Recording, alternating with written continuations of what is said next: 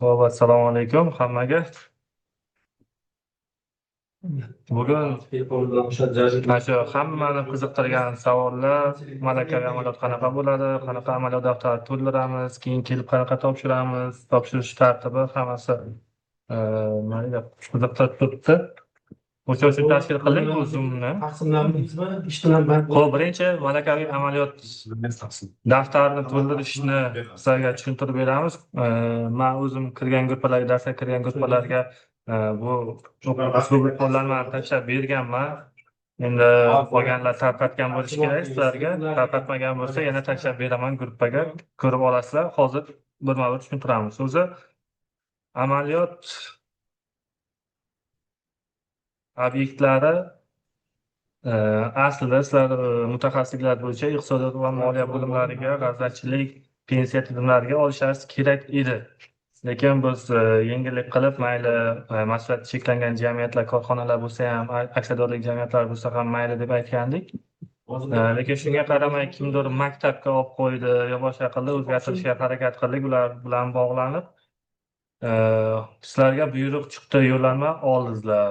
Amaliyotni xudo xohlasa bir oy ham o'tdi, to'g'rimi? Bir oydan ko'proq. Endi amaliyotda nima mavzular yozilishi kerak? Biz bekorga o'sha moliya bo'limlari yoki mas'uliyati cheklangan jamiyatlar demadik, chunki ularda iqtisodiy, ya'ni moliyaviy nima ko'rsatkichlari bor. Maktab yoki fermer xo'jaligi kimdir yozib qo'ygandi boshida. Ularda sizlar 3 yillik yoki 4 yillik, 5 yillik shunaqa iqtisodiy ko'rsatkichlarni, hisobotlarni, moliyaviy ko'rsatkichlarni yoki kelgusi yillar uchun prognozlarni ololmaysizlar. O'sha uchun ularga olmanglar, sizlar mutaxassisliklaringizga to'g'ri kelmaydi deb aytgan edik. Xo'p, amaliyot daftarini to'ldirishda nimalarga e'tibor berish kerak? Amaliyot daftarini ko'rganlaringizda ham 7 ta mavzu ko'rsatib o'tilgan. 7 ta mavzu, ya'ni bu nima? Ekranda ko'rinyaptimi? Word fayl, mavzular. Ko'rinyapti ustoz. Xo'p, har bir mavzu bo'yicha necha kun nima deydi, izlanish olib borib, o'sha praktikada u mavzuga ma'lumot yig'ib, o'rganish ko'rsatib qo'yilgan. Ya'ni amaliyot mavzulari mana shu jadvalda ko'rishlaringiz mumkin va ish kunlari soni. Bu ish kuni, ya'ni 5 ish kunlik bo'yicha ko'rsatib o'tilgan. Ish kunlarida 5 ish kuni, bu yerda bir hafta hisoblanadi. O'rtacha hozir masalan 15 kunliklar 3 hafta va hokazo jami 75 ish kuni ko'rsatib o'tilgan. Amaliyot shunda xudo xohlasa 75 ish kunida sizlarning amaliyotlaringiz o'z nihoyasiga yetadi. May oylariga to'g'ri keladi bu. Xo'p, birinchi haftada, ya'ni 5 ish kuni, birinchi 5 kunlikda nima qilinishi kerak? Birinchi mavzuda aytyaptiki, amaliyot obyektining moliyaviy rejalari bilan tanishish. Ya'ni o'sha iqtisodiyot moliya bo'limlari bo'ladigan bo'lsa, tuman shaharning moliyaviy rejalari bilan tanishish. Ya'ni bu yerda nima o'rganiladi? Pastroq tushadigan bo'lsak, mana birinchi mavzu bo'yicha amaliyot obyektining moliyaviy rejalari bilan tanishishda nima ma'lumotlar olinishi kerak, nima o'rganish kerak va amaliyot daftariga nima yozilishi kerak? Mana shu narsa tushuntirib o'tilgan. Demak, birinchi mavzu bo'yicha aytyaptiki, ushbu mavzu bo'yicha talaba, korxona bo'ladimi, muassasa, tashkilot bo'ladigan bo'lsa, demak, shuning oxirgi 3 yildagi moliyaviy rejalari, ya'ni nima? Biznes reja, moliyaviy strategiyasi yoki rivojlanish istiqbollarini o'rganadi va tadqiqot natijasida to'plangan ma'lumotlarga asoslanib xulosalar yozadi. Korxona yoki bank bo'lishi mumkin. Demak, oxirgi 3 yildagi moliyaviy rejalari va kelgusidagi rejalarni ko'rib chiqishi kerak. Ya'ni masalan bank bo'ladigan bo'lsa, kelgusi yilda bank daromadini masalan 20% ga yoki 30% ga oshirish, bu uchun nima qilinadi? Yangi kredit liniyalari ochiladimi va hokazo, yoki yangi operatsiyalar qo'llaniladimi? Shular bo'yicha nima qilinadi? Moliyaviy rejalar tuzilgan bo'ladi bankda har yili. Yoki korxonalar ham xuddi shunaqa kelajakdagi rejalari, nima qiladi, 1 yillik, 3 yillik, 5 yillik va hokazo strategiyalari ishlab chiqiladi. O'shalar haqida ma'lumot keltirib, statistikasi bilan, a, asoslari bilan nima qilish kerak? Jadvalga tushirib va u jadvalni keyin xulosasini yozish kerak. Ya'ni o'tgan 3 yilda mana bunaqa bo'lgan ekan va kelgusi 1 yil yoki 3 yillik rejalarda mana shunaqa rejalar qilingan va buning natijasida mana shuncha o'sish, iqtisodiy o'sish ko'zda tutilgan va hokazo. Shu ma'noda yarim varaq yoki bir varaq keyin xulosasi shakllantiriladi. Umumiy har bitta mavzuga biz minimal 2 varaq, ya'ni A4 formatdagi qog'ozda 2 varaq ajratganmiz. Bu minimal, lekin 2 varaqda to'g'risini aytsam, hech narsani tasvirlab ochib berish imkonsiz. O'sha uchun 3-4 varaq qilganlaringiz maqsadga muvofiq. Ko'proq asoslab, izohlab, xulosa shakllantirish uchun 2 varaq juda kam. Xo'p, demak, mavzu bo'yicha xulosalar yozishda jamlangan ma'lumotlar asosida jadval va rasm, diagramma va grafiklardan foydalanish maqsadga muvofiq. Shu bilan birga hisobot matnida statistika, raqam va miqdor ko'rinishida berilgan ma'lumotlarning batafsil tahlili berilishi kerak. Ya'ni har bitta ko'rsatkich batafsil tahlil qilib berilishi kerak deb aytib o'tyapti. Bu demak, birinchi 5 kunlikdagi o'rganishlaringiz kerak bo'lgan ma'lumotlar va xulosa shakllantirish bo'yicha ko'rsatma. Mana shu birinchi mavzuda yozilishi kerak bo'lgan ma'lumotlar.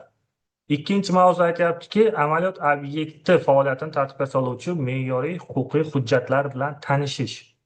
Ya'ni me'yoriy huquqiy hujjatlar bilan tanishish. Amaliyot obyekti bank bo'ladimi, korxona bo'ladimi, aksiyadorlik jamiyatimi yoki iqtisodiyot moliya bo'limlarimi, g'aznachilikmi va hokazo, vazirlik bo'ladimi, qo'mita bo'ladimi, hammasi qaysi qonun hujjatlar asosida ish yuritadi? Qonunmi, prezident qarorimi, farmonlarimi, hadis, masalan, qanaqadir prezident qaror farmoni asosida yoki vazirlar mahkamasi qarorlari asosida faoliyatiga qanaqadir o'zgartirish kiritilishi mumkin va hokazo. Demak, umumiy me'yoriy huquqiy hujjatlar bilan tanishish kerak. Xo'p, bu yerda nima deyapti? Ikkinchi mavzu bo'yicha nima yozilishi kerak? Ushbu mavzu bo'yicha talaba korxona, muassasa, tashkilot faoliyatini tartibga soluvchi me'yoriy huquqiy hujjatlarni o'rganadi. Jumladan, korxona, muassasa, tashkilot faoliyatiga daxldor O'zbekiston Respublikasi qonunlari, prezident farmonlari, qarorlari, O'zbekiston Respublikasi Vazirlar Mahkamasining qarorlari, nizom va yo'riqnomalar bilan tanishib, mazkur me'yoriy hujjatlarning mazmun mohiyati bo'yicha xulosalar chiqaradi. Ya'ni aynan o'sha prezident qarori bo'yicha sizning sohangiz bo'yicha o'sha amaliyot obyektini qaysi qismi nima deydi, tartibga solinadi, ya'ni u nima uchun kerak va hokazo. Demak, shu bo'yicha har bir nizom bo'ladimi, qarormi, o'sha qonuniy me'yoriy huquqiy hujjat izohlanishi kerak. Shunchaki masalan, falon Kimgadir sonli prezident eshitilyaptimi? Menga umuman eshitilmayapti. eshitilyaptimi boshqalarga? Eshitilyapti.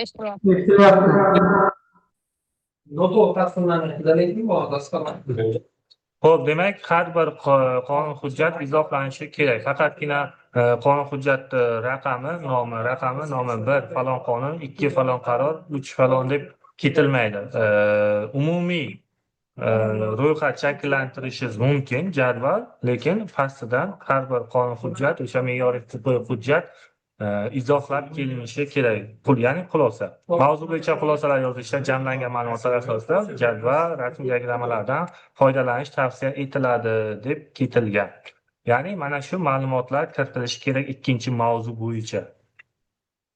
Xo'sh, uchinchi mavzuga amaliyot obyektining asosiy moliyaviy ko'rsatkichlarini tahlil qilish 15 ish kuni ajratilgan sizlarga, ya'ni 3 hafta.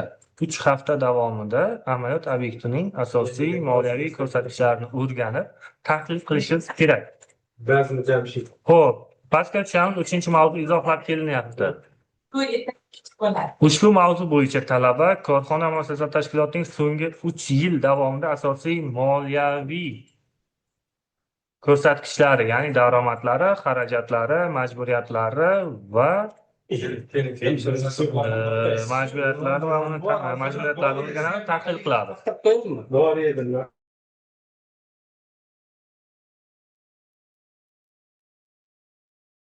Xo'p, tahlil qiladi va uning faoliyati samaradorligi to'g'risida tegishli xulosalar chiqaradi. Ya'ni o'sha so'nggi 3 yildagi asosiy moliyaviy ko'rsatkichlar, daromad xarajatlari, hisobotlari va hokazolarni, majburiyatlarni, qarzdorliklari, kredit olganmi, boshqa qilganmi, qaysi firma oldida qarzdorligi bormi va hokazo. So'nggi 3 yildagi demak moliyaviy ko'rsatkichlari tahlil qilinadi, jadvallar keltiriladi va o'sha jadvallar tahlil qilinadi. Masalan, 2023-yilda aytaylik 100 milliard so'm daromad qilgan, 2024-yilda 120 milliard, 2025-yilda 140 milliard daromad ko'rgan korxona deyiladi va buni o'sishiga nima sabab bo'lgan? Xulosa degani shu. Ya'ni har yil 10 milliard, 20 milliard ko'proq daromad qilishiga nima sabab bo'lyapti? Filial ochyaptimi? Yangi xizmat turini yoki yangi mahsulot ishlab chiqaryaptimi va hokazo. Demak, o'sishiga nima sabab bo'lyapti? Nimani orqasidan demak foydasi o'sib boryapti yoki qarzlari ko'payotgan bo'lsa, nima uchun shunaqa bo'lyapti? Ya'ni xulosa qilib berish kerak bo'ladi. Shunchaki ma'lumotni, statistik ma'lumotni qo'yish xato. O'sha uchun alohida xulosa berilishi uchun 3-4 baroq yozinglar deb aytib o'tilyapti. Mavzu bo'yicha xulosalar yozishda demak jamlangan ma'lumotlar asosida jadval, rasm diagrammalardan foydalanish mumkin, ya'ni tavsiya etiladi. Chiroyliroq, ya'ni nima deydi, batafsilroq, tushunarliroq ko'rinishi uchun, ya'ni jadvalda yoki diagrammada o'sish diagrammalarini ko'rsatib bersangiz maqsadga muvofiq hisoblanadi. Keyingisi 4-mavzu.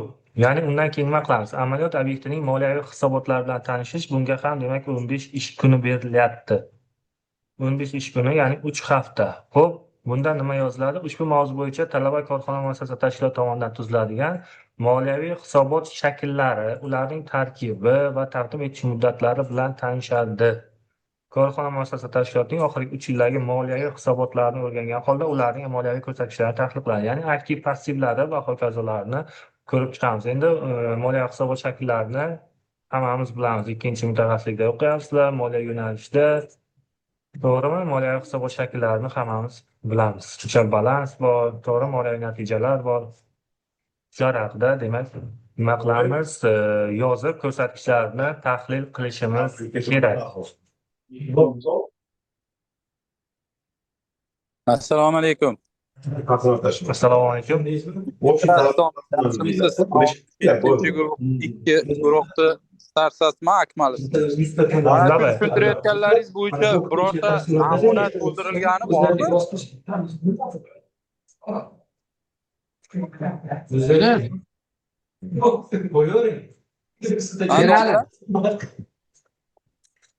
To'ldirilgan namunaviy bitta obrazet bersangiz agar yaxshi bo'lardi. Bitta uni ham sizni tushuntirganingizdan keyin yana ham aniqroq bo'larmidi?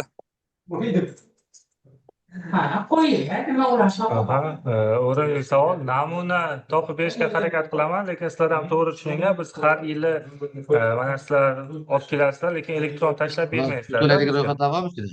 Xuddi shunaqa boshqa guruhlar ham, oldingi kursdagi talabalar ham bizga qog'oz variantda olib kelgan, biz uni arxivga topshirganmiz.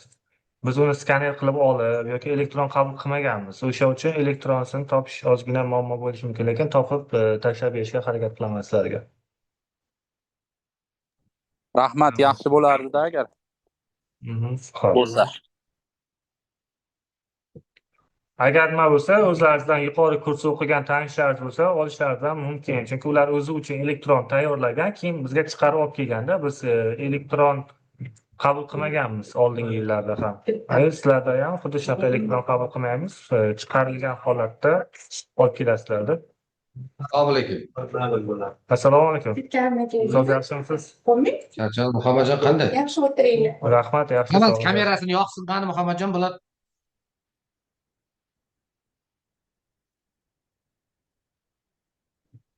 Bu moliya yo'nalishi, ha? Ha, moliya. Qanday bo'ladi, hurmatli talabalar? Assalomu alaykum. Assalomu alaykum ustoz. Charchamayapsizmi? Cho'tkimi? Bunday cho'tka ustoz. Charchamayapsizmi? O'tgan bayramlar bilan hammani. Avtobusda yurganlar, iltimos, avtobusda yurganlar, yo tushib ularinglar, yo anaqa qilinglar, iltimos. Durdona. Manda Avtobusda yurganlar. o'chirilgan, manda o'chirilgan. Tushuntirib bo'ldilaringmi, Muhammadjon bularga? Yo'q, hali tushuntirgan hali bor davomi. Ana uni bularga qarzdorlik bo'yicha aytganman. Nechta qolgan bo'ladi moliyada qarzdorlik? Qayta o'qishda pulini to'lamaganlar qancha bo'lyapti? Kontrakt to'lamagan qancha? Shuni hammasi stansiyalar gruppaga yetkazinglar. Hurmatli talabalar, eshityapsizlarmi? Durust Sardor. Eshitayapman domlalar, assalomu alaykum. Yetkazamiz. Qayta o'qishda ham pulini to'lasin. Birinchi aprelgacha men yopaman shu bilan keyin. Keyin u to'layman men testga qolaman degan gap bo'lmaydi. Testni Tushunarli. bir martaga ko'ramiz, qayta qo'yib berish yiqilganlarga. Qolganini keyin aytaman sizlarga nima bo'lishini. Xo'pmi? Kontrakt bo'yicha labbay. Ha, qayta topshirish pulli bo'lyaptimi yo pul emasmi?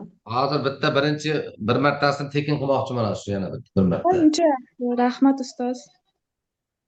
Bir marta tekin ko'ramiz, qolganini keyin sirasi shundan o'tolmasa pulini to'lab o'qiydi. O'zi mana bu yerda ham nechta to'lamagan bularchiligimiz? Nechta taxminan? O'sha 15 ta qolganlari guruh sardorlarga tashlaganda birinchi to'lamasa keyin xafa bo'ldim. Qayta o'qish qo'yilmaydi. Pulini to'lab qo'yamiz. Shuni qo'yinglar hammaga. O'zlaring gaplashib olyapsizlarmi anaqa Muhammadjon bular bilan? Ha. Nima muammosi bor Muhammadjon bularda yana? Amaliyot bo'yichami?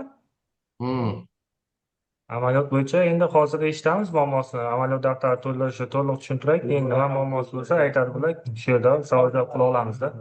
Bo'ldi, gap nima muammo menga? Nima savollaring bor? Qo'llar yo'q ustoz. Rahmat. Agar savol bo'lsa bemalol. Savollarim bo'lsa rahmat, sog' bilan gaplashib olinglar. Sog' bo'ling.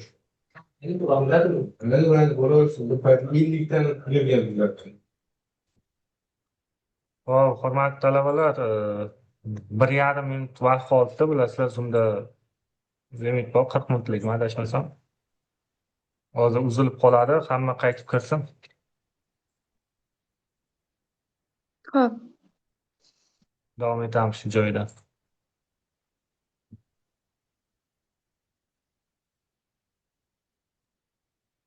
Domla, hozir uzilib qolishidan oldin bitta savol berib oling. Siz hozir bizga faqatgina MChJ yuk korxonalari haqida aytyapsizda. Misol moliya bo'limlarida rahmat yo'qku hech qanaqa. 3 yillik hisobotda qanaqa qilinadi moliya bo'limlari? Moliya bo'limini olgan bo'lsangiz, moliya bo'limi tumanni hisobotlari bo'ladi-yu, tuman bo'yicha olasiz. Aynan moliya bo'liminiki emas, tumannikini.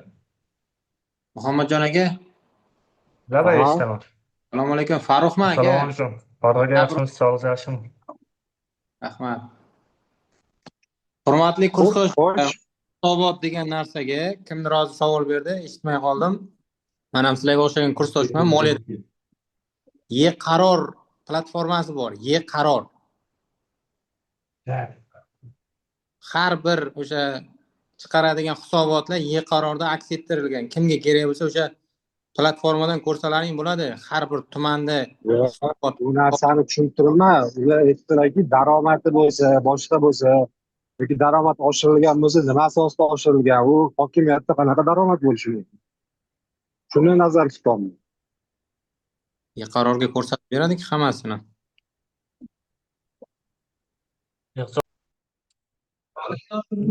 Hop, zapisni yoqdim. Davom etaveramizmi? Ho'p, 5-mavzuga Ha, kelib ha, qolgan edik. 5-mavzu amaliyot obyektida amalga oshirilgan budjet yoki korporativ xaridlarni tahlil qilish. Bunga ham demak 15 ish kuni, ya'ni 3 hafta ajratilgan. Ya'ni hozir endi aytib turgandik. Ijobiy ham xarajatlar tarkibida turadi, to'g'rimi? Amaliyot obyektida amalga oshirilgan budjet yoki korporativ xaridlar tahlili, ya'ni xarid, davlat xaridlari. Bu fanni ham o'tgansizlar, yaxshi tushunasizlar. Nima xarid qildi? Korxonami, tashkilotmi, muassasami, vazirlikmi, idorami, o'sha amaliyot obyektlari katta xaridlari bo'lishi mumkin, yangi bino qurgan bo'lishi mumkin, kapitalni remont qilgan bo'lishi mumkin yoki texnikalar, ofis texnikalari, kompyuter, va hokazo xarid qilgan bo'lishi mumkin. Demak, mana shunaqa xaridlar tahlil qilinadi oxirgi 3 yildagi amalga oshirilgan xaridlar. U qaysi xarid turidan foydalangan o'sha paytda? Masalan, auksion orqali xarid qilganmi, elektron do'kondan xarid qilganmi yoki tendermi, eng yaxshi taklifni tanlashmi, yoki to'g'ridan to'g'ri xaridni amalga oshirganmi? Mana shular demak tahlil qilinishi kerak. Mavzu bo'yicha xulosalar yozishda xuddi shunaqa oldingi mavzularga o'xshab jadval, diagramma, rasmlardan foydalansangiz bo'ladi.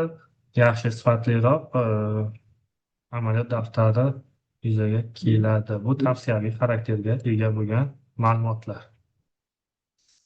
6-mavzu amaliyot obyektida moliyaviy nazorat natijalarini o'rganish. Mana jadvalda keltirib qo'ygan. Bunga ham demak 15 ish kuni ajratilyapti sizlarga. Xo'p, bunga nimalar yozilishi kerak? Ushbu mavzu bo'yicha talaba o'sha korxona, muassasa, tashkilotda oxirgi 3 yilda amalga oshirilgan moliyaviy nazorat natijalari bilan tanishadi. Ya'ni moliyaviy nazorat kelgan paytda o'sha audit tekshiruvlar keladi, to'g'rimi? Va hokazo o'sha paytdagi natijalar bilan tanishadi. Nima kamomad chiqqanmi va hokazo oxirgi 3 yildagi ma'lumotlarni o'rganib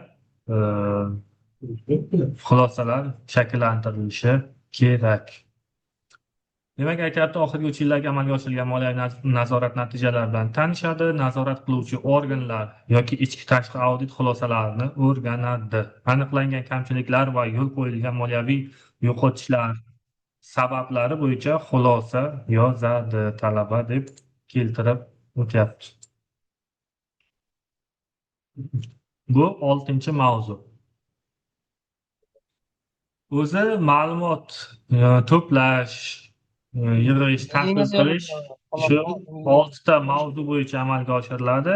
7-si esa bu ma'lumot to'planadigan emas. Bu yerda o'sha amaliyot natijalari bo'yicha umumiy xulosa shakllantirib va kundalikni, ya'ni o'sha amaliyot daftarini rasmiylashtirish bosqichi hisoblanadi. Ya'ni hamma ishni qilib bo'lgansizlar, amaliyotda o'tab bo'lgansizlar, ma'lumotlarni olib, mavzular bo'yicha shakllantirib xulosalar shakllantirilgan va oxirida endi rasmiylashtirish qismi qolgan. O'sha uchun ham demak 1 hafta ajratib berilyapti, ya'ni 5 ish kuni. Ya'ni oxirgi 5 ish kunda siz amaliyot daftarini to'ldirib, rasmiylashtirib, imzo pechatlarini qo'ydirib, rahbarlarga, o'sha ilmiy rahbarlaringizga taqdim etishlaringiz kerak. Yakuniy natijasini, yakuniy nima deydi, ko'rinishini daftarni. Ungacha rahbar bilan maslahatlashib to'ldirib borasizlar. Eng oxirgi variantlaringizni demak tashlab berishingiz kerak oxirgi haftada. U kelganda birdan olib kelaman, keyin o'sha yerda tayyorlayman yoki to'g'irlayman deb o'ylamanglar. Chunki agar nimadir kamchilik, xatolar bo'ladigan bo'lsa, viloyatdan uzoqdan kelasizlar, keyin yana borib imzo pechat qo'ydirib kelish sizlarga muammo bo'ladi. Ovoragarchilik bo'ladi. O'sha uchun elektron ma'lumot almashib rahbarlardan so'rab, to'g'ri bo'lgandan keyin oxirida bir martada chiqarib qog'oz variantda imzo pechatlarini qo'ydirib, keyin kelganlaringiz maqsadga muvofiq o'zlariga ham muammo bo'lmaydi. Xo'p, to'ldirilgandan keyin bu yerda demak ma'lumotlar ketdi. Baholash sistemasini bilasizlar. 59 9 balldan past ball oladigan bo'lsalar agar o'sha amaliyot bo'yicha yiqilgan hisoblanasizlar. Oddiy qilib aytganda, bu ham bitta fan bilan tenglashtiriladi. Даже fandan ham yuqoriroq turadi, ya'ni kursdan kursga yiqilishi mumkin talaba. 60 balldan 69 ballgacha bu o'zimizni til bilan aytganda bu 3 ball, 3 baho hisoblanadi. 70 dan 89 gacha 4, 90 dan 100 ballgacha 5 ball, 5 baho hisoblanadi. Bu endi magistraturada o'qiyman, o'rtacha ballimni ko'taraman deganlar uchun muhim hisoblanadi necha ball olish. Endi faqat diplom olsam bo'ldi deb o'ylaydiganlar uchun shu 3 ball olsa ham yetarli. Lekin baribir to'liq rasmiylashtirilgan bo'lishi kerak. Bu 3-4 ball olish sizlarning himoyalaringizga bog'liq. Ya'ni tayyorlab kelganlaringizga baho qo'yilmaydi. Tayyorlab kelgandan keyin amaliyot bo'yicha, amaliyot daftarlaringizdagi ichidagi ma'lumot, amaliyot obyektlaringizdagi o'tagan amaliyotlaringiz bo'yicha komissiya oldida hisobot topshirasizlar, savol javob bo'ladi. O'sha bo'yicha komissiya ball qo'yadi. O'sha bo'yicha baholanasizlar. Bu tayyorlab kelsam bo'ldi, tayyorlaganimga qarab 3, 4, 5 ball olaman degan ma'noda noto'g'ri tushunmanglar. Ball o'sha himoyaga qarab qo'yib beriladi. Xo'p, bu demak yuqoridagisi bu uslubiy qo'llanma. Sizlar uchun qanaqa to'ldirish bo'yicha uslubiy qo'llanmaydi. Undan keyin pastda mana 10-betdan boshlanyapti. Amaliyot daftaridan namuna to'ldirilmagan shablon keltirilyapti sizlarga. Ya'ni ilova shaklida keltirilyapti. Qanaqa bo'ladi ko'rinishi o'zi degan savolga javob. Bu narsa alohida yana sizlarga tashlab beriladi. Xo'p, bu titul varog'i. Titul varog'ida demak 4-kurs guruh nomi yoziladi. Ya'ni MMT masalan 01, 02 yoki DMT 61, 62 degan guruhlar yozilishi kerak. Demak 4-kurs MMT 01 guruh talabasi falonchaning amaliyot daftari. Tituli Toshkent 2026. Ikkinchi qismida esa o'zlari haqlaringizda demak ma'lumotlar keltiriladi. Ya'ni 4-kurs falon guruh talabasi ism familiyaning amaliyot joyi to'liq yozilishi kerak. Masalan, Toshkent shahar Chilonzor tumani iqtisodiyot va moliya bo'limi deb iqtisodiyot moliya bo'limi yoki Chilonzor moliya bo'limi deb qisqartirib yozmanglar. To'liq yozilishi kerak. Bank bo'ladigan bo'lsa ham, masalan, Milliy bank emasda O'zbekiston Respublikasi Tashqi iqtisodiy faoliyat milliy banki va qaysi bosh ofismi? Bosh ofis yoki qaysi filial? Yunusobod tuman filiali yoki Yunusobod filiali va hokazo deb to'liq yozish kerak amaliyot obyektining nomini va manzili. Qaysi tumanda, qaysi shaharda joylashgani yoziladi. Endi to'liq falon ko'cha, falon uy deb to'liq yozilmaydi. Tuman yozilsa ham yetarli. Xo'p, amaliyot o'tash muddati, ya'ni amaliyotga qachon chiqdingizlar? Fevralni nechinchi sanasida amaliyotga chiqdingizlar? Yo'llanma qachon berildi sizlarga? Yo'llanmaga yozilgani amaliyot o'tash muddati. 9-edi menimcha. 9mi, 10-mi? Xullas 9 desak, 2026-yil 9-fevraldan 2026-yil masalan mayni 10mi, 15mi nechinchi sanasigacha bo'lsa, o'sha sanasigacha deb amaliyot o'tash muddatini to'ldirib qo'yasizlar. Undan keyin universitetdan tayinlangan rahbar, masalan, men bo'lamanmi yoki boshqa domlami, sizlarga biriktirib berilgan domlalar o'shani ism sharifi keltiriladi. Kafedra mudiri imzosi tegmaysizlar, bu kafedra mudiri tasdiqlab beradi. Sizlar olib kelgandan keyin ilmiy rahbar ko'rib, tekshirib, hammasi joyida deb tasdiqlab bergandan keyin oxirida keyin kafedra mudiri imzo qo'yib beradi. Undan keyin talaba pastda amaliyot o'tash joyi tomonidan to'ldiriladigan ma'lumot. Ya'ni amaliyot qaysidir korxona yoki bankami, moliya bo'limlariga borgan bo'lsangiz, o'sha yerda kim rahbar biriktirilgan bo'lsa, o'sha to'ldirib berish kerak. Ya'ni talaba faloncha 2026-yil 9-fevralda amaliyot joyiga keldi. Ya'ni birinchi kundan kelganlaringizni tasdiqlab berishi kerak. 9-fevralda amaliyot boshlandi, lekin sizlar 10-mart kunidan borgan bo'lsangiz, 10-mart deb bergan bo'lsa, bu sizlar nima deydi, sizlarni zararlaringizga ishlaydi. Chunki birinchi kundan siz amaliyot joyiga borgan bo'lishlaringiz kerak. U haqiqiy, realniy borgan paytlaringizni yozib qo'ymasin yana. Shunga e'tibor beringlar. O'zlaringiz iloji bo'lsa o'zlaringiz yozib to'ldirib beringlar. Amaliyot o'tash joyidan tayinlangan rahbar, qanaqadir bo'lim boshlig'i yoki departament boshlig'i sizga rahbar qilingan bo'lsa, ya'ni amaliyot davomida o'sha rahbar yoziladi, ism sharifi. Bu yerga pastda esa korxona muassasa tashkilot rahbari, ya'ni bank bo'ladigan bo'lsa, bank boshqaruvchisi yoki iqtisodiyot moliya bo'limi bo'lsa, o'sha bo'lim boshlig'i ism sharifi va imzosi keltirilishi kerak va oxirida muhr o'rni keltirib o'tilgan, ya'ni pechat qo'ydirasizlar. Bu demak ma'lumotlar keltiriladigan joy. Undan keyin boyagi jadvalga o'xshagan jadval keltirilyapti, ya'ni har bir o'rganadigan mavzuyingizga qancha vaqt ajratilgan. Reja, demak 75 ish kuni ajratilgan. Haqiqatga ham ruchkada yozasizlar. 5 kun, 5 kun, 15 kun, 15 kun, 15 kun qilib haqiqatda demak 5 kun, 15 kun vaqt ajratdim, bordim, shu narsalarni mana shuncha kun davomida o'rgandim deb to'ldirib berishlaringiz kerak. O'sha uchun bo'sh qoldirilgan haqiqat qismi. Yana 5 5 5 yoki 0 0 qo'yib kelmanglar, u bormagan bo'lib qolasizlar keyin. Va buni rahbar, universitetdan tayinlangan rahbar va amaliyot joyidan tayinlangan rahbar ikkalasi ham ism familiyasini qo'yib tasdiqlab berishi kerak. Ya'ni haqiqatdan shu talaba mana shuncha kun amaliyot joyida bo'ldi deb tasdiqlab beradi. Undan keyin yuqorida tushuntirib o'tilgan barcha mavzular bo'yicha ma'lumotlar yoziladi. Mana zebra qilib shablon sifatida qo'yilgan sizlarga birinchi mavzu uchun 2 varoq, boya aytib o'tdim, minimal biz 2 varoq joy tashlab ketganmiz, lekin 2 varoqqa sig'dirish qiyin. O'sha uchun juda kam bo'lib qoladi. 3-4 varoq yozinglar o'zlaringiz, yana varoq qo'shib o'rtada yozinglar. Oxirida esa korxona muassasa tashkilot rahbari ism sharifi bilan imzo, muhr qo'yib beradi har bir mavzuyingizdan keyin. Bu nima uchun qilinyapti? Bu chunki ba'zi talabalar ko'pincha mavzudagi ma'lumotlarni boshqa kursdoshlaridan yoki boshqa guruhdagi talabalardan ko'chiradi, xuddi o'zini yozib qo'yadi.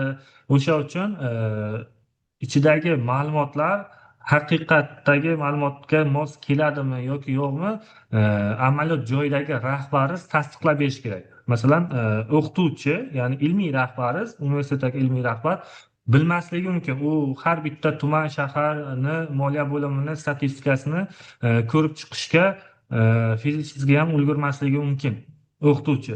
Shuning uchun amaliyot joyidan tayinlangan rahbar tasdiqlab beradi. To'ldirilgan ma'lumotlar haqiqatga to'g'ri keladi degan ma'noda tasdiqlab berishi kerak har bir mavzudan keyin. Kimdir endi yashirmaymiz, ChatGPTdan yozib keladi, kimdir boshqa kishidan ko'chiradi va hokazo. O'sha uchun to'g'riligi, aniqligini tasdiqlab berishi kerak amaliyot joyidagi rahbarlar. Ikkinchi mavzu ham xuddi shunaqa, yuqorida tushuntirganimiz ma'lumotlar to'ldiriladi, imzo, muhr qo'yiladi va hokazo. Hamma mavzu shu tarzda davom etadi. 5-mavzu, xo'p, 6-mavzu yoziladi. 7-si yo'q, boya aytib o'tdim. 7-si rasmiylashtirish hisoblanadi. Bo'ldi. Keyin mana shu 7-si, ya'ni rasmiylashtirish qismiga o'tamiz. Rasmiylashtirishda nima bo'ladi? Ya'ni yakuniy xulosa. Amaliyot o'tagan joyingizda bo'lim boshlig'ingizmi, kimdir sizga rahbarlik qilgan bo'lsa, o'sha rahbaringiz, amaliyot joyidagi rahbar xulosa yozib beradi. Faloncha, o'sha Toshkent davlat iqtisodiyot universiteti, MMT masalan 01-guruh talabasi faloncha falon sanada mana shu amaliyot obyektiga keldi. Amaliyot davomida mana shunaqa narsalarni o'rgandi degan ma'noda chiroyli qilib xulosa yozib berishi kerak. Endi yashirmayman, to'g'riroq aytganda sizlar o'rgatib, ya'ni tushuntirib berasizlar, mana shunaqa xulosa yozib berish kerak deb, ular o'zing yozib kel deydi baribir va sizlar o'sha tasdiqlatib olishlaringiz kerak. Buni ham oxirida keyin xulosa yozilgandan keyin amaliyot o'tash joyidan tayinlangan rahbar ism sharifi va korxona rahbarining ism sharifi bilan imzo pechat qo'yilishi kerak, ya'ni muhr qo'yilishi kerak, ya'ni xulosa tasdiqlab berilishi kerak. Haqiqatdan keldi, mana shunaqa, demak ma'lumotlarni o'rgandi deb tasdiqlab xulosa yozib berishi kerak amaliyot o'tash joyidagi rahbar. Undan keyin universitetdagi rahbar xuddi shunaqa xulosa yozib beradi. Ya'ni talaba faloncha rostdan amaliyotga borgan, amaliyot davomida mana shunaqa ma'lumotlarni o'rgangan, tajriba orttirgan degan ma'noda xulosa yozib beradi amaliyot rahbarlari, ya'ni universitetdagi rahbarlar ham yozib berishi kerak. Va universitetdan tayinlangan rahbar ism sharifi bilan imzo qo'yib beradi. Eng oxirgi qismi bu kelganda keyin to'ldiriladigan qismi. Bu joyga tegmaysizlar oxirgi qismiga. Ya'ni bu kafedrada registratsiya qilinadigan qismi. Amaliyot rahbari degan joyga, mana bu joylariga sizlar to'ldirib kelmanglar. Ya'ni universitetdagi rahbar yoziladi. Ko'pchilik shu yerga xato qiladi.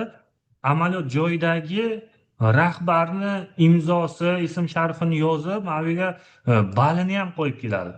Sizlar hali bal olganlaringiz yo'q, kelib bu yerga himoya qilgandan keyin balni olasizlar, keyin qo'yiladi. O'sha uchun bu qismi umuman to'ldirilmasin. Bu qismini umuman to'ldirmasdan kelinglar. Tushunarlimi? Universitet kafedrada registratsiya qilinadi har bitta talabani amaliyot daftari. O'sha uchun kafedraga kelganda yoziladigan, to'ldiriladigan qism hisoblanadi bu yer. Amaliyot joyida to'ldirib kelmanglar. Mana shu umumiy, demak, daftarni to'ldirish bo'yicha sizlarga ma'lumot. Nima savollar bor? Daftar to'ldirish bo'yicha yoki umumiy amaliyotlaringiz bo'yicha. Endi bemalol berishlaringiz mumkin.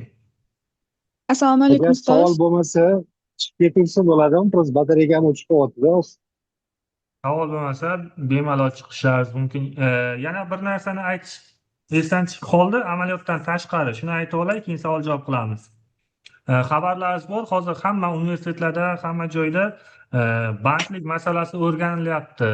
Ya'ni talabalarni bandligi, qayerda ishlaydi, nima ish qiladi va hokazo.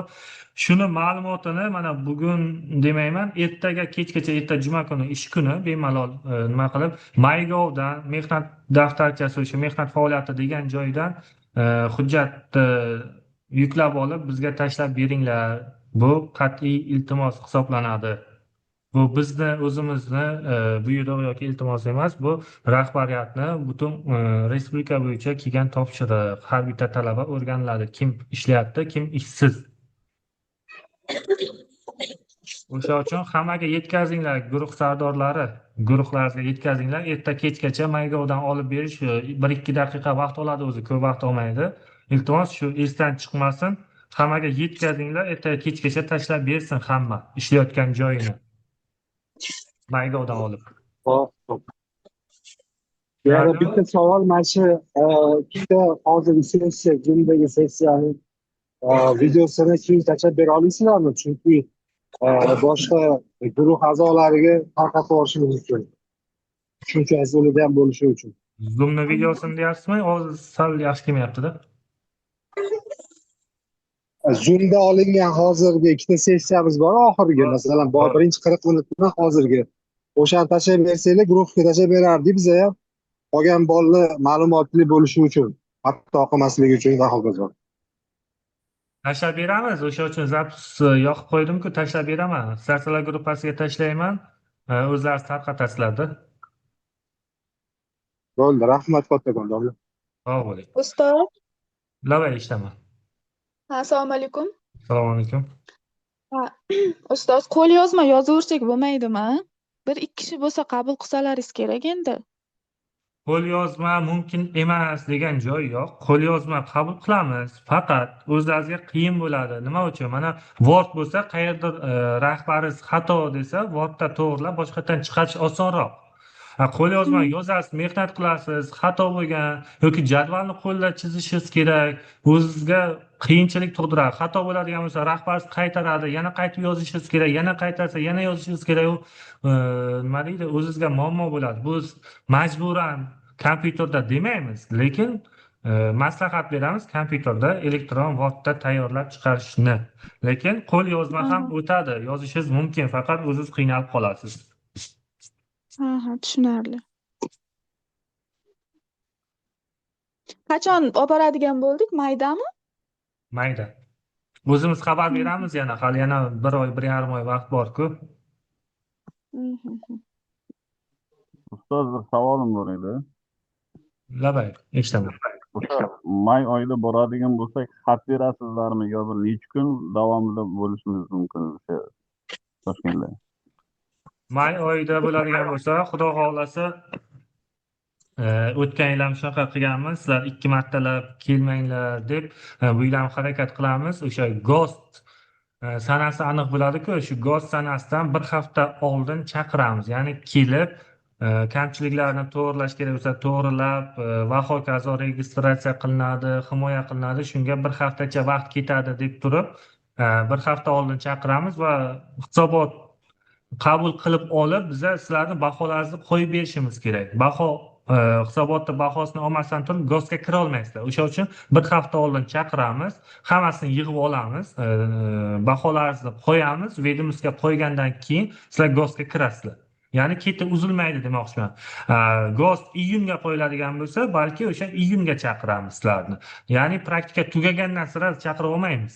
Harakat qilamiz o'sha GOSTga yaqinroq qilib 1 hafta oldin chaqirishga. Ya'ni bir martada ishlaringiz bitishi uchun. Xat asosida chaqirasizlarmi? Endi ko'pchilik ishlaydi-da, o'sha joydan javob bermaydi. Uni dekanat qiladi. GOST uchun kelasizlar-ku, GOSTga dekanat xat qilib bersa, o'sha xat asosida kelasizlar.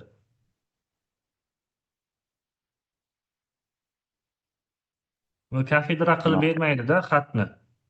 Xat masalasida dekanat bilan gaplashasizlar, maslahatlashasizlar, ular qilib bersa, chunki oldingi yillar ham shunaqa qilgan. Alohida praktika hisobot topshirish uchun mayga 1 hafta chaqirib, keyin 1 oy o'tar o'tmas yana GOST uchun chaqirsak, ham sizlarga yo'l kira, ham kvartira xarajati, yeb ichish 2 barobar xarajat bo'lib ketadi. U ham ishdan ajralish muammosi bor. O'sha uchun harakat qilamiz. GOSTga yaqin qilib 1 hafta oldin chaqirishga. Birdaniga GOSTni ham hal qilib ketasizlar. Topshirib. Tushunarli, boya o'sha birinchi zoomda ham aytdi.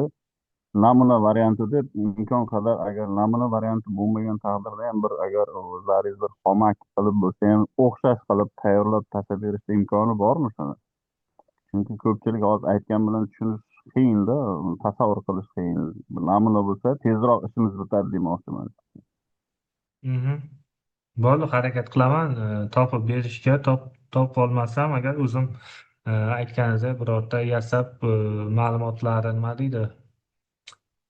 To'qima taxminiy ma'lumotlar bilan yasab beraman-da. Tushunarli, rahmat. Sog' bo'ling.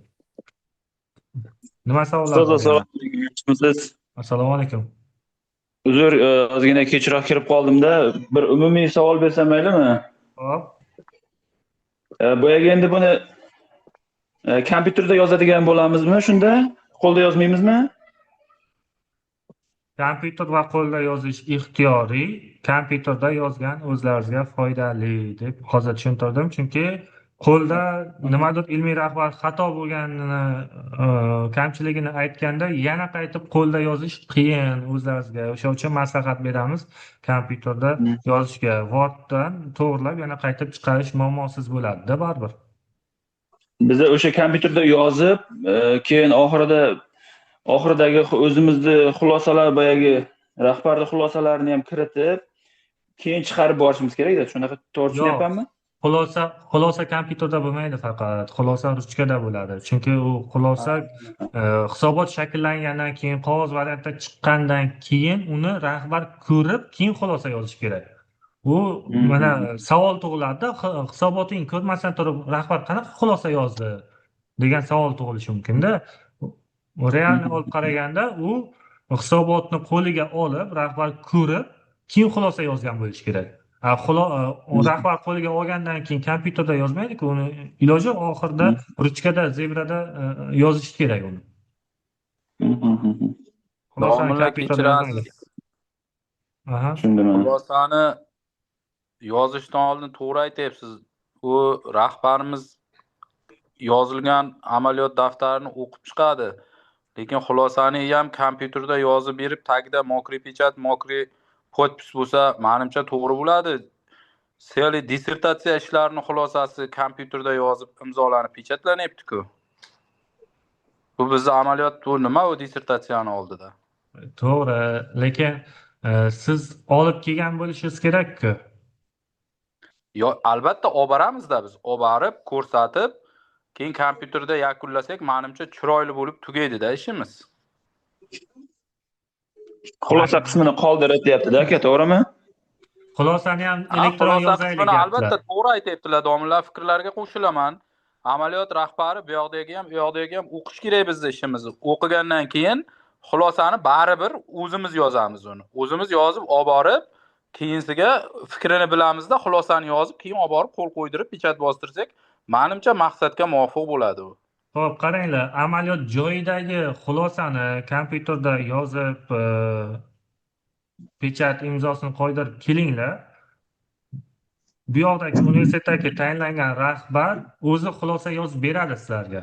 Uni kompyuterda yozib chiqarishlari shart emas. Bu rahbar o'zi kompyuterda yozib chiqarib bersa ham o'zini ixtiyori yoki sizlarga tashlab yuborib xulosani ham kiritib birdan chiqar desa ham o'zi ixtiyor. U rahbar bilan gaplashasizlar. Domlalar, elektron chiqarib boraylikmi, xulosani tashlab berasizmi deb so'ranglar. Agar xo'p desa chiqarib kelinglar, bo'lmasa kelib o'zi keyin qo'lda yozib beradi rahbarning o'zi. Tushunarli, rahmat domla. Qo'lda yozadimi, Domla, keyin assalomu alaykum. elektron Menda yozadimi, savolim bor oxiriga edi. ilova qilib tikib qo'yasizlar. Domla, menda bitta savolim bor edi. Aha, xo'p. Hop, mana rasmiylashtirishda mana polni hammasini pastda 20-25 ta list bo'lgandan keyin, hali dela papkaga qilib, skrishvatini qilib tikalaymi, ustiga kilaylab, yo bo'lmasa faylli papkaga solaylikmi? Dela qog'oz papka bor-ku. Aha, Skrishatellik o'sha qog'oz papkaga tikib kelasizlar. Ha, bo'ldi, tushunarli, domla. Xo'p. Yana nima savollar bor? Meni bitta savolim bor, o'sha ilmiy rahbarmi o'shanisi adashtirib qo'yishimiz ehtimoli bormi deyman-da. Masalan, universitetda qo'yadi deyapsiz yoki o'sha ishlaydigan joylaringizda deyapsiz. Mana shu joyiga sal tushunmay turibman-da. Har bitta joyda o'zi ko'rsatib o'tilgan ilmiy rahbar imzosi mana hozir ko'rsataman. Xo'p, 10-betda mana amaliyot daftari ko'rinyaptimi sizlarga? Amaliyot daftari mana shunaqa shaklda bo'ladi. Ko'rinyapti. Mana o'zi yozib qo'ygan universitetdan tayinlangan rahbar. To'g'rimi? Amaliyot o'tash joyidan tayinlangan rahbar. Tushunishim bo'yicha shuni so'ramoqsiz, ha? Adashtirib familiyalarni boshqa qo'yishingiz mumkin deb. Shunday. Hamma joyda o'zi aytib qo'ygan. Shunchaki bir o'qinglar, bo'ldi, tushunish qiyin emas. Universitetdan tayinlangan rahbarga amaliyot joyidan qo'ya olmaysizlar-ku, ism familiyasini. Yoki amaliyot o'tash joyidan tayinlangan rahbar deb o'zi qo'ygan. Shunchaki rahbar deyilmagan yoki amaliyot rahbari deyilmagan, to'liq yozilgan. Pastga ham tushamiz, masalan. Mana universitetdan tayinlangan rahbar, amaliyot o'tash joyidan tayinlangan rahbar. Yana pastga tushamiz. Mana mavzu ketyapti. Korxona, muassasa, tashkilot rahbari, universitet rahbari deyilmayapti bu yerda. Muassasa bu rahbar, bu amaliyot rahbari emas, sizga biriktirilgan qaysi bo'limni rahbari emas, bu aynan o'sha qaysi korxonaga olgan bo'lsangiz, o'sha korxonani rahbari. Imzo pechati. Yana bir tushunarli ustoz. Yana bitta savolim, bizning gruppada shu savol tashlandi. O'sha nima amaliyot chiqqan vaqtda borib biz o'sha korxona tashkilotga buyruq chiqartirishimiz kerak ekan. O'sha tomonlarga nima deysiz? Buyruq bizga kerak emas. Bizga faqat amaliyot o'tash bo'yicha mana universitetdan buyruqlaringiz chiqdi-ku, qaysidir tashkilotga borishlaringiz bo'yicha. O'sha bor. buyruqdagi amaliyot obyekti, masalan, boya aytganimizdek, Milliy bank Yunusobod filiali deb universitet buyruq chiqargan sizlarga, to'g'rimi? Shu yerga amaliyot o'taylik deb buyruq chiqardimi? Pechat, Tuman moliya bo'limi. xo'p, tuman moliya bo'limi. Mhm. Qaysi tuman? Qiziriq tuman deb yozgansizmi? Shunday. Qiziriq tuman iqtisodiyot moliya bo'limi deb buyruq chiqqan universitetdan. Pechatingiz ham Qiziriq tuman iqtisodiyot moliya bo'limi bo'lishi kerak. Bo'ldi, biz shundan bilib olamiz o'zi o'sha yerda amaliyot o'taganingizni. Bizga buyruq shart emas. Ba'zilar ishlab turgan joyini oladi-da, keyin bir oy o'tar o'tmas, masalan, boshqa ishga o'tib ketib qoladi. Keyin o'sha sizni misol qilib aytaylik, Qiziriq tuman moliya bo'limi deb siz bizga bergansiz, buyruq chiqqan amaliyot bo'yicha Qiziriq tumanga borsin moliya bo'limiga deb. Lekin siz endi Qiziriq tumani emas, boshqa tumanga o'tib ketdingiz yoki bankka ishga o'tib ketdingiz. Ba'zida keyin bankdan yoki boshqa tumanni pechatini o'ldirib keladi. Buyruqda Qiziriq tuman turibdi, lekin pechat boshqa. Mana shu narsa juda katta xato hisoblanadi. Pechat bilan buyruqdagi amaliyot joyi bir xil bo'lsa bo'ldi bizga. Shunga e'tibor beringlar. Bizga amaliyot joyidagi o'sha moliya bo'limimizni buyrug'i shart emas bizga. Yo'q, menda bu bo'yicha muammo bo'lmaydi. Sababi men o'zi boshqa joyda ishlayman. Amaliyotda o'sha moliya bo'limida olganman. Menimcha muammo bo'lmaydi menda. Bo'ldi, o'sha universitetdagi buyrug'ingiz, rektorning buyrug'i qayerga chiqqan bo'lsa, o'shani pechati bo'lishi majburiy. Buyruq shart emas bizga. Boshqa hujjatlar talab qilinmaydi, demak. Yo'q. Mana xulosa beryapti. Hamma ma'lumotingizni tasdiqlab beryapti. To'g'ri ma'lumotlar deb imzo pechat qo'yapti har bitta mavzudan keyin. Bo'ldi, bizga boshqa nima shart emas. Ma'lumot. Endi oxirida masalan moliya bo'limi bo'lasin, boshqami qo'shimcha ilova qilishingiz mumkin. Masalan, отчетlarni, boshqa narsalarni ilova tariqasida oxiriga qo'yib tikishingiz mumkin. Tushunarli. Nima savollar bor yana? 4,5 minut vaqt qolibdi bu Zoomni tugashiga ham. Yana Ustoz Bozboy aka so'ragan amaliyot bo'yicha namuna bo'lsa deb so'radilarmi? O'shani bir ko'rib chiqaman dedingizmi? Ha. Ha, agar bir yaxshi bo'lardi ustoz, agar shuni ham bir imkoniyat bo'lsa. Bu anaqani kolonkasini yoqib qo'yganmisizlar, chunki 3-4 marta so'ralyapti-da bitta savol. Eshityapsizlarmi o'zi yoki prosta Zoomni yoqib qo'yib boshqa ish qilib o'tiribsizlarmi? Yo'q, ustoz, eshityapmiz. Boya sal ishdan kechroq chiqib qoluvdik, kechroq kirib qoldik-da. Hop, yana nima savollar bor? Amaliyot bo'yicha. Zoomda mana men tushuntiryapman, nima qilyapman, lekin iltimos sizlardan faqat mani lichkamga yoki menga telefon qilib so'ramanglar, chunki sizlar turistda deyarli talabada hammaga javob berishim, hamma bilan ishlashim qiyin. O'sha uchun Zoom tashkil qilib umumiy tushuncha beryapman. Qolgan masalalarni o'sha ilmiy rahbar bilan, universitetdan tayinlangan ilmiy rahbar bilan maslahatlashinglar iltimos sizlardan. Shu domla bizga rahbar ekan deb hamma menga telefon qilib so'ramasinlar, faqat to'g'ri tushuninglar. O'zi mana videosini tashlab bersangiz ham keyin ko'pchilik tushunib oladi, ustoz. Tashlab beramiz buni, muammosi yo'q.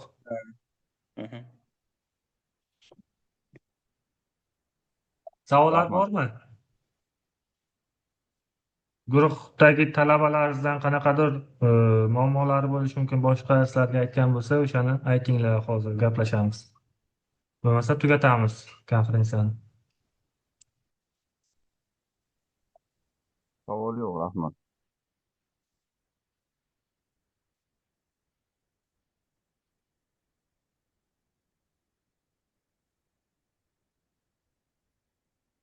Hech kimda savol yo'qmi? Tugatamizmi? Rahmat ustoz, savol yo'q. Rahmat. O'sha bandlik bo'yicha Maygovdan hujjatlarni olib tashlash esdan chiqmasin ertaga kechgacha. Iltimos sizlardan. Biza gruppaga lekin tashlab qo'ydik, hamma talabalar tashlabdi biza akani. Yunus aka olgan menimcha. Yunus aka olgan. Agar iloji bo'lsa mani lichkamgami tashlab qo'ysangiz yaxshi bo'ladi yoki zip qilib tashlaysizlarmi? Chunki biz ham yozib belgilab ketishimiz kerakda, kim band emas, qayerda ishlaydi, ro'yxatni shakllantirib berishimiz kerakda. Xo'p, ustoz, tushunarli. Tayyor tashlangan bo'lsa, menga ham переслать qilib yuboringda. Xo'p. Rahmat, sog' bo'linglar. Charchamanglar. Rahmat, ustoz. Xo'p, yaxshi o'tanglar, praktikalarni sog' bo'linglar. Xo'p, rahmat. Rahmat.